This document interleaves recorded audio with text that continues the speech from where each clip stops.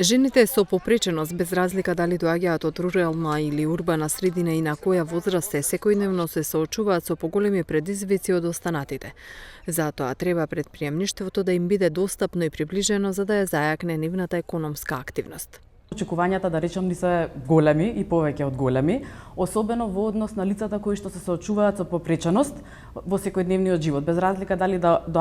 тие доаѓаат од рурална или од урбана средина и без разлика секако на нивната возраст. Конкретно ние, нашето здружение и здруженија со кои што ние имаме соработка, знаеме дека овие лица во секојдневниот живот се соочуваат со многу големи предизвици, поголеми од оние со кои што ние се среќаваме во секојдневниот живот. Сакам посебен акцент да ставам на родителите, односно на женските членови на семејството, затоа што знаеме дека освен што мајката е столбот на семејството, таа е она и која што се соочува со предизвикот, да речеме, на болното детенце, во склоп на своето семејство и со здравите дечиња, а при тоа да ја нема поддршката од општеството, односно од државата во која што живее.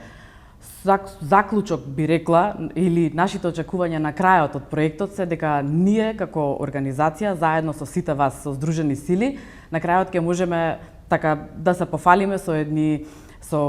голем број на жени кои што се соочуваат со овие предизвици од животот, а сепак сме успеале да им дадеме една поддршка да можат да основаат сопствен бизнис. Стратегијата за развој на женското претприемништво во Македонија има за цел економско јакнење на жените преку создавање поволна бизнис клима и обезбедување поддршка за развој на нивниот претприемнички потенцијал. Со тоа ќе се придонесе кон развој на постоечките и отворање нови претпријатија, креирање нови работни места, како и јакнење на целокупната економија. Долгорочно, важна е изградбата на претприемачки екосистеми за континуиран развој на женското претприемништво.